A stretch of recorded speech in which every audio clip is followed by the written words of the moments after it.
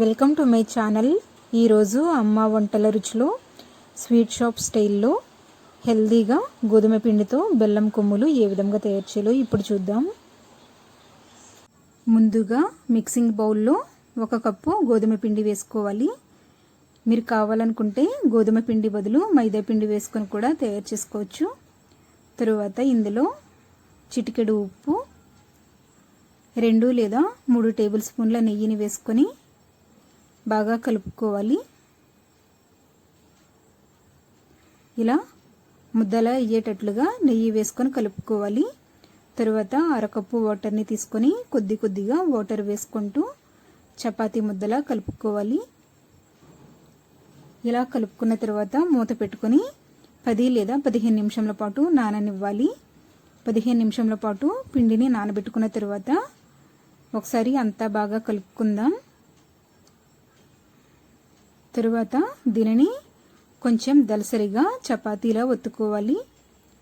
దీనికి పొడిపిండి ఏమీ అవసరం లేదు, అలాగే నూనె కానీ రాసుకొని అవసరం లేదు. డైరెక్ట్గా ఇలా చపాతీలా ఒత్తుకోవచ్చు. ఇలా ఇంత దలసరి ఉండేటట్లుగా ఒత్తుకోవాలి. తరువాత పిజ్జా కట్టర్తో కానీ లేదా చాకుతో కానీ అంచులను కట్ చేసుకోవాలి. ఇలా కట్ చేసుకున్న తర్వాత చూపిస్తున్న విధంగా కొమ్ములను కట్ చేసుకోవాలి. ఇలా అన్నీ కట్ చేసుకున్న తర్వాత వీటిని ఒక్కొక్కటిగా తీసుకొని ఒక ప్లేట్లోకి పెట్టుకుందాం. ఈ కొమ్ములను ఇలాగే ఆయిల్లో డీప్ ఫ్రై చేసుకోవచ్చు. లేదు స్వీట్ షాప్లో లాగా షేప్ అనేది రావాలి అనుకుంటే మాత్రం ఇలా లైట్గా రౌండ్ షేప్ ఇవ్వండి. ఇలా ఇవ్వడం వల్ల స్వీట్ షాప్లో లాగా కొమ్ములు తయారవుతాయి.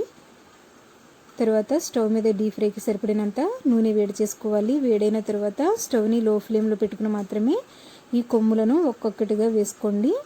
మూకుడిలో ఎన్నైతే పడతాయో అన్ని కొమ్ములను వేసుకొని లో ఫ్లేమ్ లేదా మీడియం ఫ్లేమ్లో ఇవి కొంచెం ఫ్రై అయిన తర్వాత గరిటెతో కలుపుకుంటూ వేయించుకోవాలి.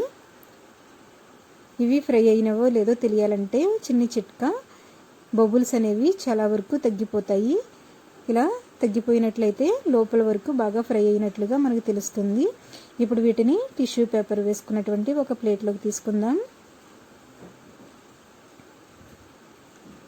చూస్తున్నారు కదా, కొమ్ములు లోపల వరకు బాగా ఫ్రై అయ్యి క్రిస్పీగా తయారయ్యాయి. తరువాత స్టవ్ మీద ఒక మూకుడిని పెట్టుకుని 1 కప్పు బెల్లం తురుము, 1/2 కప్పు వాటర్ని వేసుకొని బెల్లం అంతా బాగా కరిగి తీగ పాకం వచ్చేటట్లుగా పాకం తయారు చేసుకోవాలి.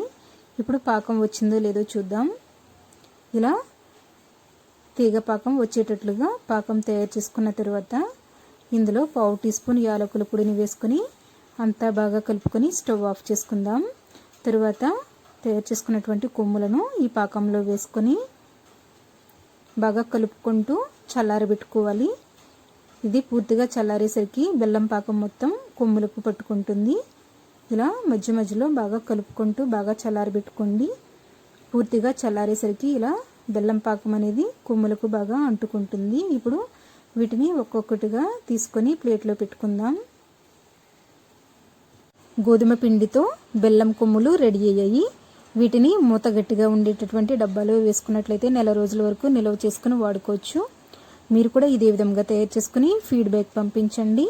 ఈ వీడియో మీకు నచ్చినట్లయితే లైక్ చేయండి, మీ ఫ్రెండ్స్కి షేర్ చేయండి.